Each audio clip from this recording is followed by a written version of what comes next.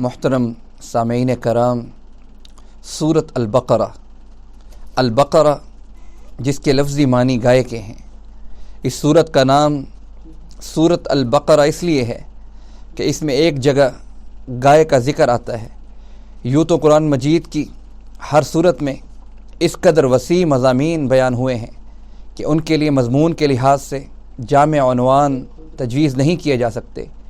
اس لیے نبی اکرم صلی اللہ علیہ وسلم نے اللہ تعالیٰ کی رہنمائی سے قرآن کی بیشتر صورتوں کے لیے عنوانات کی بجائے نام تجویز فرمائے ہیں، جو کہ محض صورت کی علامات کا کام دیتے ہیں۔ چونکہ اس صورت کے 8ویں رکوع میں گائے سے متعلق ایک واقعہ بیان ہوا ہے، اس لیے اسی مناسبت سے اس صورت کا نام سورۃ البقرہ یعنی وہ صورت جس میں گائے کا ذکر ہے رکھا گیا ہے۔ محترم سامعین کرام، مقام نزول کے اعتبار سے یہ صورت مدنی صورت ہے۔ یہ تمام صورت مدینہ منورہ میں نازل ہوئی، مگر سوائے ایک آیت کے جو کہ 281 نمبر کی اس کی آیت ہے، جو حجۃ الوداع کے موقع پر مکہ مکرمہ میں رسول اللہ صلی اللہ علیہ وسلم پر نازل ہوئی۔ اس صورت کا بیشتر حصہ ہجرت مدینہ کے بعد مدنی زندگی کے بالکل ابتدائی دور میں نازل ہوا ہے۔ اسی مقام نزول کے سلسلے میں حضرت عبداللہ بن عباس رضی اللہ تعالی عنہما روایت فرماتے ہیں کہ مدینہ منورہ میں ہجرت کے بعد جو سب سے پہلے صورت نازل ہوئی وہ سورۃ البقرہ ہے۔ سامعین کرام، اس صورت میں 40 رکوعات ہیں۔ اس طرح یہ سورۃ البقرہ 286 آیات پر مشتمل ہے۔ اسی طرح اس صورت کے 6121 کلمات ہیں، اور اسی طرح 25,500 حروف پر مشتمل یہ صورت، جو کہ قرآن پاک کی سب سے بڑی صورت کہلاتی ہے، اور فضیلت کے اعتبار سے یہ قرآن پاک کی سب سے بڑی صورت ہے اور بہت سے احکامات پر مشتمل ہے، جیسا کہ رسول اللہ صلی اللہ علیہ وسلم کے فرمودات کی روشنی میں صحیح حدیثوں میں سورۃ بقرہ کی بہت کچھ فضیلتیں بیان کی گئی ہیں۔ ایک حدیث میں رسول اللہ صلی اللہ علیہ وسلم نے ارشاد فرمایا، ان لکل شیء سنام وان سنام القرآن سورۃ البقرہ، یعنی ہر چیز کا ایک اعلیٰ حصہ ہوتا ہے، اور قرآن مجید کا اعلیٰ و برتر حصہ سورۃ البقرہ ہے۔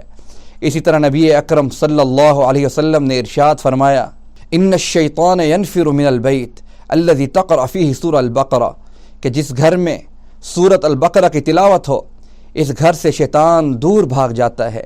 سامعین کرام، اس سے بڑھ کر اور کیا فضیلت ہو سکتی ہے؟ اسی کے ساتھ ساتھ میرے آقا رحمت للعالمین محمد مصطفیٰ صلی اللہ علیہ وسلم کا ارشاد مبارکہ ہے۔ آپ صلی اللہ علیہ وسلم فرماتے ہیں کہ قرآن مجید پڑھا کرو، کیونکہ یہ قرآن قیامت کے دن اپنے پڑھنے والوں کے لیے سفارشی بن کر آئے گا، اور اسی طرح خاص طور پر 2 روشن صورتوں کو پڑھا کرو، جس میں سب سے پہلی سورۃ البقرہ، اس طرح دوسری سورۃ آل عمران، کیونکہ رسول اللہ صلی اللہ علیہ وسلم کے ارشاد مبارکہ کی روشنی میں یہ قیامت کے دن اس طرح آئیں گی کہ جیسے 2 بادل ہوں، یا 2 سائبان ہوں، یا 2 اڑتے ہوئے پرندوں کی قطاریں ہوں، اور وہ اپنے پڑھنے والوں کے بارے میں رب کے حضور جھگڑا کریں گی۔ سامعین کرام، رسول اللہ صلی اللہ علیہ وسلم فرماتے ہیں کہ اے میرے امتیو، یا اے صحابہ کرام، سورۃ البقرہ کو پڑھا کرو، کیونکہ اس کا پڑھنا باعث برکت ہے اور اس کا چھوڑنا باعث حسرت ہے۔ اور اس کے ساتھ ساتھ جادوگر جتنے کاہن ہیں وہ اس کی حاصل کرنے کی طاقت نہیں رکھتے۔ اس صورت میں ایک آیت ایسی ہے جو تمام آیات قرآن میں اشرف و افضل ہے، اور وہ آیت الکرسی ہے۔ اسی طرح حضرت عبداللہ بن مسعود رضی اللہ تعالی عنہ نے فرمایا، سورۃ البقرہ کی 10 آیتیں ایسی ہیں، اگر کوئی شخص انہیں رات میں پڑھ لے تو اس رات کو جنات اور شیاطین گھر میں داخل نہ ہوں گے تو بہت فائدہ دیں گی۔ وہ 10 آیات یہ ہیں کہ جن میں 4 آیتیں سورۃ بقرہ کے شروع میں آتی ہیں، اس طرح 3 آیاتیں جو کہ درمیان میں واقع ہیں، یعنی آیت الکرسی، اور آیت الکرسی کے بعد والی آیت لا اکراہ فی الدین، اور اس کے بعد والی اللہ ولی الذین آمنوا۔ اسی طرح سورۃ بقرہ کی آخری آیات کی آیات بڑی فضیلت والی ہیں، جس پر بھی پڑھی جائیں شفا بھی رکھتی ہیں، اور ساتھ ساتھ حفاظت بھی رکھتی ہیں، اور ساتھ ساتھ اللہ تعالیٰ کی طرف سے حفاظت کا انتظام بھی کیا جاتا ہے۔ اسی طرح میرے محترم سامعین کرام، اگر ہم اس صورت کے خلاصہ کی طرف آئیں تو اس صورت میں سب سے پہلے یہ بیان کیا گیا ہے کہ قرآن حکیم ان لوگوں کے لیے ہدایت ہے جن کے دلوں میں اللہ تعالیٰ کا خوف اور پرہیزگاری کا مادہ ہو۔ اس کے بعد یہ بتایا گیا ہے کہ قرآن مجید سن کر 3 قسم کے لوگ پیدا ہوں گے۔ اول مومن، جو کہ اس پورے دل سے، جو کہ دل و جان کے ساتھ اللہ اور اس کے رسول پر ایمان لائیں گے۔ اسی طرح دوسرے نمبر پر وہ کافر حضرات، وہ مخالفین جو کہ اسلام کے، رسول کے، اللہ تعالیٰ کے احکامات کے مخالف ہوں گے۔ اور اسی طرح تیسرے نمبر پر وہ لوگ جو کہ منافقین ہوں گے، جو ظاہری طور پر تو اسلام کو، ایمان کو، رسول اللہ کو مانیں گے مگر دل سے اس کا انکار کریں گے۔ اس کے بعد سب سے پہلا حکم تمام انسانوں کو اللہ تعالیٰ کی عبادت کا دیا گیا ہے، کیونکہ قرآن میں آتا ہے وَمَا خَلَقْتُ الْجِنَّ وَالْإِنسَ إِلَّا لِيَعْبُدُونَ۔ اسی طرح میرے محترم سامعین کرام، سورۃ بقرہ کے 4 رکوع میں حضرت آدم علیہ السلام کی پیدائش اور خلافت عرض کے مستحق ہونے کا ذکر کیا گیا ہے۔ اس کے بعد ایک بڑے خاندان یعنی بنی اسرائیل کی زندگی کا ذکر کیا گیا ہے۔ اس کے بعد ایک بڑے خاندان یعنی بنی اسرائیل کا ذکر 5ویں رکوع سے شروع ہوتا ہے، یعنی یا بنی اسرائیل سے اللہ تعالیٰ اس کو پکارتے ہیں، مخاطب کرتے ہیں۔ اس خاندان میں سینکڑوں نبی اور رسول پیدا ہوئے۔ اس خاندان کے حالات اللہ تعالیٰ نے سبق آموز طریقے میں بیان کیے ہیں، اور ساتھ ہی ساتھ یہ بھی بتایا ہے کہ اپنی غلط حرکات اور خرابیوں کی وجہ سے یہ قوم خلافت الہی کے قابل نہ رہی۔ اسی طرح محترم سامعین کرام، اس سورت کے 5ویں رکوع سے 15ویں رکوع تک بنی اسرائیل کی تاریخ کے کئی واقعات بیان ہوئے ہیں۔ مثال کے طور پر بنی اسرائیل کے عہد و پیمان، اسی طرح کوہ طور پر جلوہ خداوندی، یوم السبت یعنی ہفتے کے دن کا واقعہ، اسی کے ساتھ ساتھ سورۃ البقرہ جس نام پر اس سورت کا نام رکھا گیا ہے یعنی گائے کا واقعہ۔ اسی طرح سورۃ البقرہ میں اللہ فرماتے ہیں وَيَقْتُلُونَ النَّبِيِّينَ بِغَيْرِ الْحَقِّ، یعنی قتل انبیاء کے حالات۔ اس طرح سحر اور جادو کی ناپاک کوششیں، اسی طرح نجات اور بخشش کے غلط عقیدے اس 5ویں رکوع میں شامل ہیں۔ سامعین کرام، اگر ہم اس سورت کے 16ویں رکوع کی طرف جائیں تو 16ویں رکوع سے بنی اسرائیل کے مزید حالات اور حضرت آدم علیہ السلام کی اولاد میں حضرت محمد مصطفیٰ صلی اللہ علیہ وسلم کی عرب میں پیدائش کا ذکر ہے، ساتھ ہی خانہ کعبہ کا ذکر ہے، اور اللہ تعالیٰ کی راہ میں شہید ہونے والوں کے لیے درجات بلند ہوئے ہیں۔ اسی طرح میرے محترم سامعین کرام، اس سورت کے 20ویں رکوع میں اللہ تعالیٰ کی قدرت کے نشانات کا ذکر ہے، اور اس کے ساتھ ساتھ حلال اور حرام پر روشنی ڈالی گئی ہے۔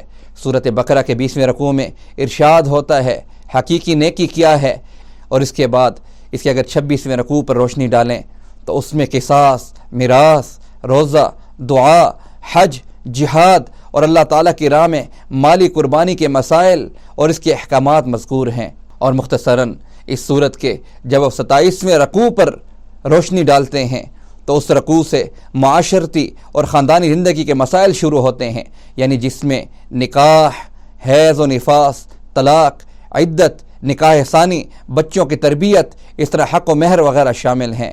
سامعین کرام، اس طرح چلتے چلتے اگر آپ اس سورت بقرہ کے رکوع نمبر 32 کا مطالعہ کریں تو اس رکوع نمبر 32 میں جہاد کا بیان ہے، جس کی مثال میں اللہ تعالیٰ طالوت اور جالوت کے واقعے کا ذکر فرماتے ہیں۔ اللہ تعالیٰ نے فرمایا کہ فتح اور شکست سامان جنگ کی کمی، زیادتی پر منحصر نہیں ہوتی۔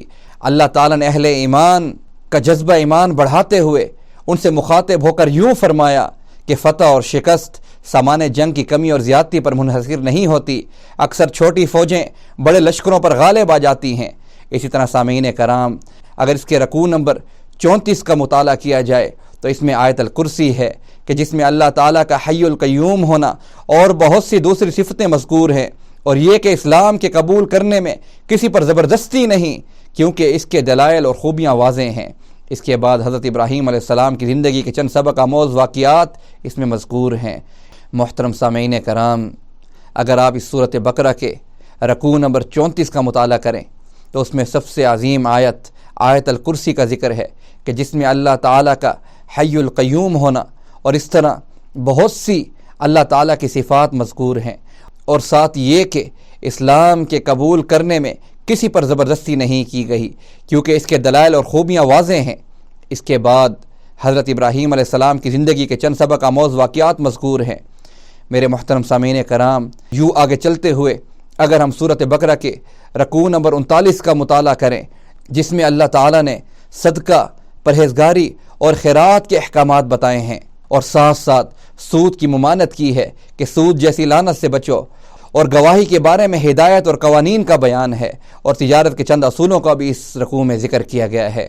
اسی طرح میرے محترم سامعین کرام، یوں آگے چلتے ہوئے جب ہم اس سورۃ البقرہ کے رکوع نمبر 40 کا مطالعہ کرتے ہیں تو اس رکوع نمبر 40 کے احکامات کی روشنی میں ایمان اور اسلام کا خلاصہ ایک جامع دعا میں بیان ہوا ہے۔ اس دعا کے آخری الفاظ یہ ہیں، فَانْصُرْنَا عَلَى الْقَوْمِ الْكَافِرِينَ، کہ اے ہمارے پروردگار ہمیں کافروں کی جماعت پر برتری عطا فرما۔ میرے محترم سامعین کرام، یہ قرآن پاک کی دعوت کا نتیجہ ہے۔ گویا قرآن مجید کی تعلیم سے جو قوم پیدا ہوگی، اس کے ذریعے سے اللہ تعالیٰ کا قانون کفر پر غالب آ جائے گا۔ یہاں اللہ تعالیٰ کو ماننے والی قوم اور نہ ماننے والی قوم کا انجام بتایا جاتا ہے۔ میرے نہایت ہی محترم سامعین کرام، سورۃ البقرہ کا خاتمہ گویا انہی الفاظ پر ہوا ہے جہاں سے شروع ہوا تھا۔ ہمیں یہ بات نہ بھولنی چاہیے کہ یہ خلاصہ محض مضامین کا ایک تصور دلانے کے لیے ہے، ورنہ اللہ سبحانہ و تعالی کے اس کلام کے حقائق اور کمالات وسعت کو چند لفظوں میں بیان کرنا ناممکن ہے۔ سامعین کرام، میرے محترم دوستو، ہمیں چاہیے کہ ہم بھی اللہ تعالیٰ کا نام لے کر اس صورت کے احکامات پر غور و فکر کریں، اس کی حکمتیں سمجھنے کی کوشش کریں اور ان پر عمل کے لیے کمر بستہ ہو جائیں۔ حقیقت میں اس کا مقصد اپنے آپ کو یاد دہانی ہے اور اپنے اعمال درست کرنے کی کوشش ہے۔ اللہ تبارک و تعالی ہمیں سننے کے بعد اس پر عمل کی توفیق عطا فرمائے۔ وما علینا الا البلاغ۔